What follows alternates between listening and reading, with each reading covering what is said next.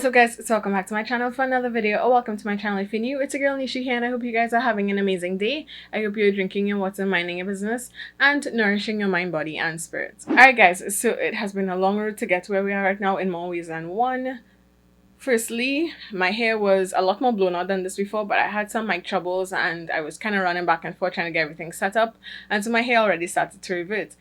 I told you guys in my last video I did the prep for this protective hairstyle that my hair reverts very easily. If you have not seen that video and you have no idea what I'm talking about, I will link that up above in the cards and down in the description box below.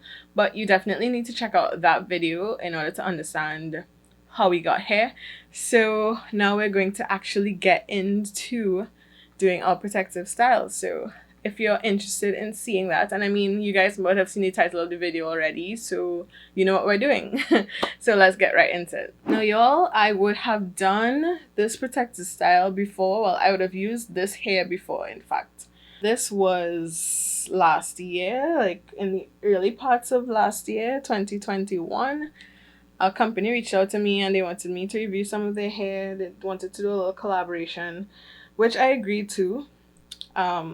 And so they sent me some of their hair, and we did the collaboration, and I was like, you know what, I'm not throwing away this hair. Now mind you, I did cut it. If you guys saw that video, if you don't know what I'm talking about, I will also link that video up above and you can see how I install the hair a different way. But today we're doing something a little bit different. So I am going to be doing the same locks, but doing it with the knotless / invisible method. So if you guys are interested in that, then definitely keep on watching. So yeah guys, you all know, if you've been rocking me for a little bit, that I do suffer with seborrheic dermatitis. If you are new here, hi, my name is Tanisha. I suffer with seborrheic dermatitis. I have a couple of videos about it on my channel already if you're interested and curious about what that is. I'll link it up above and down in the description.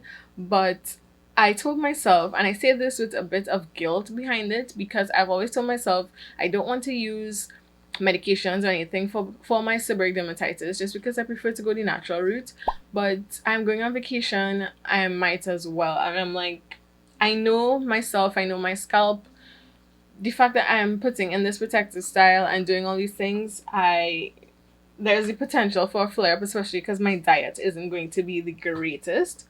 And so knowing that, I decided to pick up the ointment that my dermatologist recommended for me. I don't know if you guys could see that. It's called Diprosalic, and it is a salicylic based ointment that you can apply to your scalp. And so I am kind of just going to use that as a preventative measure, and apply it to my scalp just as you would if you were using, you know how usually when people braid their hair, they add what do you call that, edge control to their scalp to make cleaner parts. I'm just going to go ahead and add my ointment to my pot and then proceed with the rest of the style. So yeah guys, I'm going to go ahead and use the ORS olive oil curl clumping gel. You guys know how I feel about this.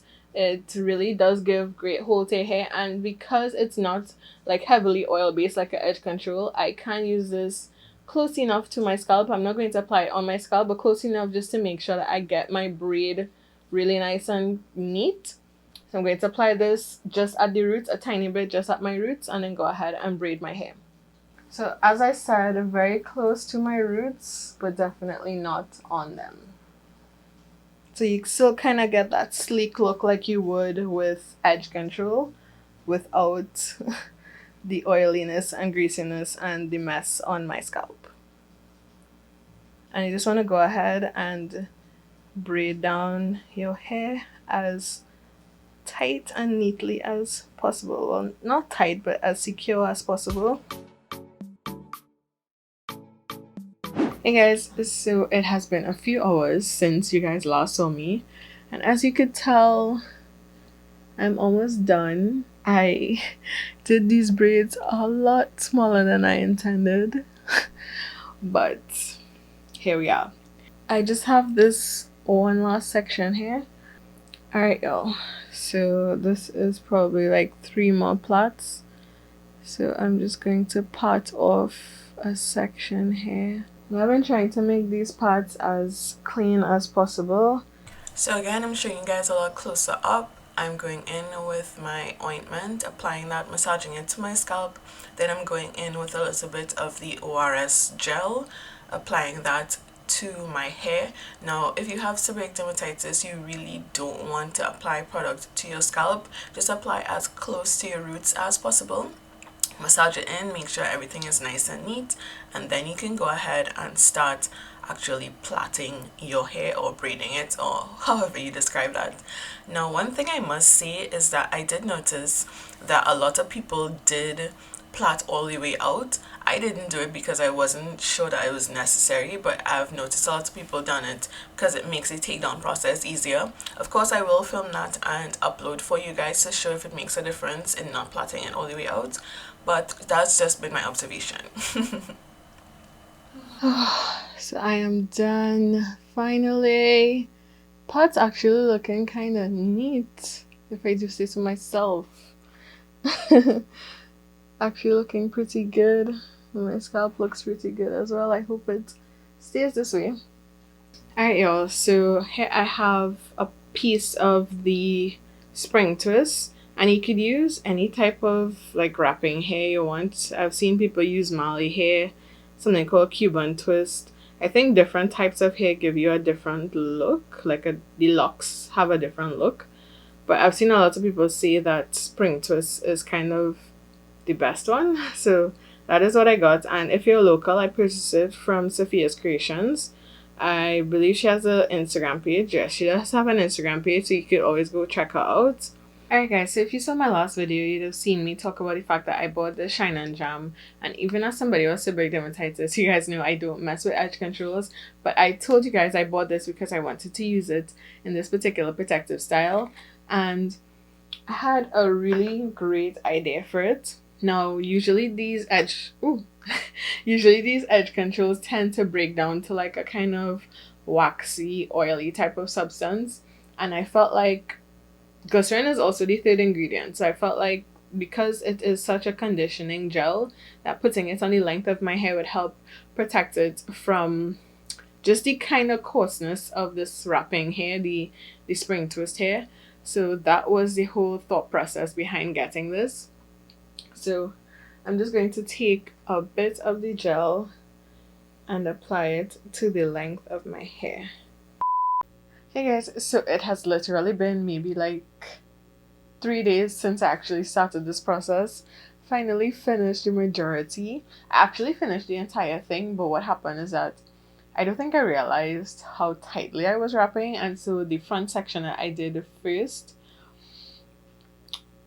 it was just too tight, causing me headaches, all of that good stuff, so I ended up taking it out. And I'm also glad that I had to take it out in a way because I kind of perfected the technique as I went along. Of course, you're going to need your lock. I already have my hair braided. It's still very neat in the braid, so I don't really have to do anything else to that. But the difference is, I think I told you guys before that you want to separate the loop. Because, I mean, obviously the crochet loop comes looped a particular way. So what I said is to separate the loop like this. However, what helps to get more of a seamless, knotless finish, which as you guys can see, there is no like really big bulky root. It's just kind of very slender, very slim. So in order to get that look, you are going to want to not separate the loop in the middle where it traditionally is separated. You just want to take, like, if you guys could see that, like this side of the loop here is thinner than this side. So I'm going to use this side to attach to my braid, and that is supposed to help it lay flatter. So let me go ahead and just demonstrate it properly for you guys.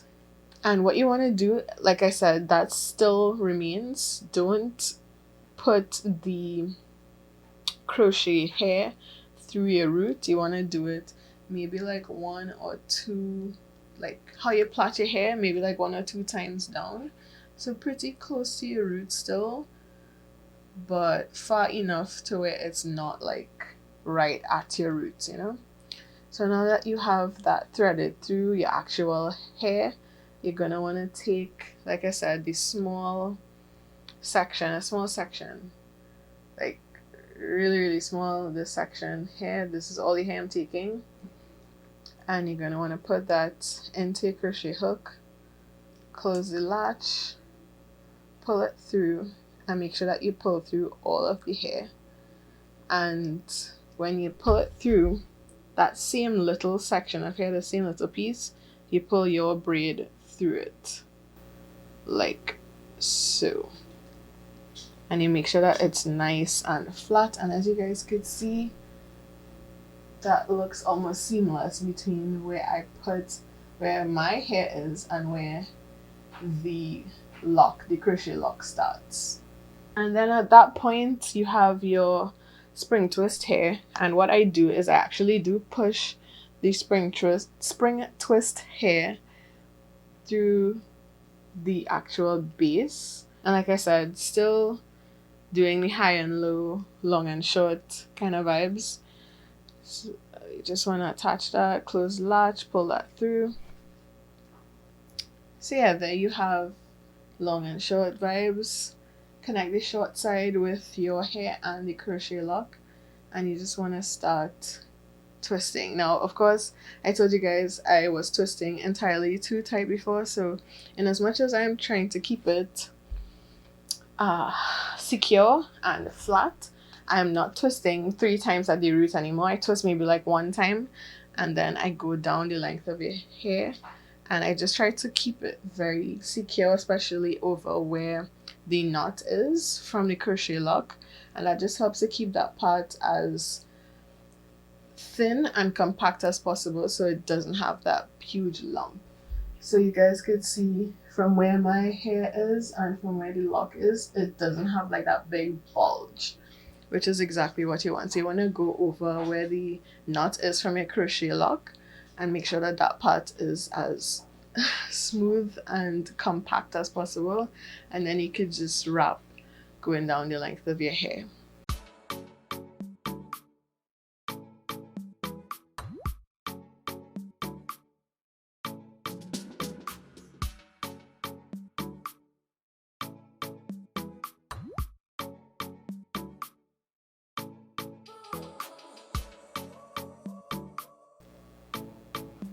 And everything I told you guys remains the same in terms of how to end the lock. When you carry it down, you just want to stop at a particular point and start wrapping, going back up the length of your hair until you have no more hair to twirl. And that is it, you guys. As you can see, it is nice and secure, very flat, going all the way down. It's very movable. It could literally put it in a bun immediately. It doesn't feel as tight and so on my scalp as it did before. So yeah, one major thing I forgot to tell you guys is that when I was doing the back, I ended up starting to split the spring twist hair into 2. So this is one section, like one strand of the spring twist hair, and I was using this entire strand to do the wrapping. Now what I ended up doing is taking this one strand and splitting it into 2, and that helped me to get a thinner lock, so it wasn't as bulky. Now if you want your locks to be thicker, then you could go ahead and use the entire thing together, but I just found that separating them into 2 and using 1/2 for each lock was just perfect to give me the perfect thickness. As you guys could see, yeah, it gave me the perfect thickness, not too thick, not too thin, and it covered my hair enough, it covered the crochet lock enough. And yeah, I think using half of the strand was a lot better. There's way less tension at my scalp because there's less hair. So that is that. I'll just do the final one with you guys just a little bit closer so you could see, and then I'll come back to you guys with my final thoughts. So I'm showing you guys this process again. You want to take your crochet needle, push it through maybe like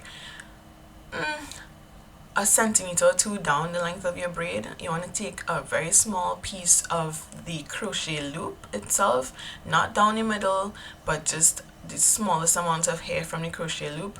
Pull all of that through your braid, and then that same small piece of the crochet loop, you want to take your real hair, not the lock, but take your hair, your braid, and push it through the little loop and then just pull it all the way through, and as you guys can see, it is such a seamless look to where my hair is and where the crochet actual lock starts, like very invisible. And then you want to push your crochet needle through the base of your braid at this point, and then you want to take your wrapping hair, whatever you decide to use. I told you guys I'm using the spring twist hair, so you push that through the base, pull it through, and then you just want to have a staggered look. So one side is shorter and the other side is longer. I've seen some people do it half and half. I think that is more beneficial if you have maybe like shorter hair, or like, I don't know, if you just feel to do it that way, and then you just start wrapping. I think you guys would have seen just now that I didn't wrap multiple times at the root like I did before, because that was causing way too much tension. So I just wrapped one time and then started going down the length of my hair. And you don't want to wrap like one on top of each other. You want to leave a little bit of space, because that is how you help to achieve the soft lock look, and it doesn't give you that kind of really hard and rigid lock. So yeah, I hope you guys would have been able to pick up a couple things from this video, both from my explanation and from the demonstration. Yeah, I think it's pretty straightforward. It just takes a long time, and I understand braiders now why you guys charge so much. I still might do it for myself now that I have the hang of it, but it's definitely not for the faint-hearted. Yeah, guys, this is the final look. As you guys can see, I absolutely love these faux locks. Like, when I tell you I'm in love, I'm in love. They look so good, so very effortless. And I just put some hair jewelry. I just bought a pack of hair jewelry from Pennywise, and I just put that in just to give it a little bit more pizzazz. And yeah, this is the final look. You guys, I'm actually on my way to the airport. Like, hubby and I at this moment heading up to the airport. It's probably like after 12 right now. But yeah, so that's why I am running. So I hope you guys will like this video. I hope you have learned something. I think I pretty much nailed the knotless method. So I hope you guys learned from all of my trial and error, all of that good stuff. And if you like this video, if you like this hairstyle and how it turned out, then definitely hit the thumbs up button. If you've gotten to this point in the video and you're not yet subscribed, sis or sir, I'm going to need you to hit that subscribe button and the notification bell so that you don't miss future uploads. It would mean so much to me, and I will see you all in the very next video. Take care, guys. Bye. Hey girl, hey. So it has been 3 weeks actually since I put in these locks, and as you guys could see, they're still going. And y'all, I am so happy to report, despite my terrible diet while on vacation, which you guys will see in upcoming vlogs, I have not had a flare-up. So clearly you guys could see, like, my scalp still looks pretty good. I washed my hair one time, which was last weekend. This is a Thursday when I'm recording this, so it has been some time since, and I still have not had like a flare-up. I've had like a few flakes kind of around my hairline area, just because I ended up using gel. When I went out for hubby and I's anniversary, I did use gel, so, and I did apply it kind of to my scalp just to do my edges, so that kind of caused me a little bit of flakes, but for the most part, like, all over my scalp did not get any flare-ups, any type of craziness going on. So definitely check out or try that method that I showed you guys. Apply your ointment or whatever cream you normally use, or maybe you could ask your pharmacist or your dermatologist or your doctor about Deprosalic and if it's right for you, and try it. Like, if you are somebody who definitely is super wary of protective styles because you know it won't last long, or you know you're gonna get a flare-up, try Deprosalic and see if it works out for you. Clearly it is working for me. I honestly could go much longer with these, but I feel like I might take them out just because I want to like really deep condition my hair and get back to like perfect moisture levels. So, but other than that, I could probably keep going. But yeah, I just wanted to come back really quickly and tell you guys that yes, it did work. No, I did not get any flare-ups, and it's definitely a method or a technique that you could try to implement. So guys, if you do try this particular technique, definitely come back to the comment section of this video and let me know, because I really want to know if it's just me or if it's a technique or a method that I could recommend to other persons, so I'll know that it works for other people and not just myself, you know. So if you do try it, come back to the comment section of this video and definitely let me know, let others know, and we could just help each other along this sebderm journey. And you know, just kind of in addition to keeping our health better, we could feel good and look good at the same time. So I'll catch you all in the next video. Bye guys.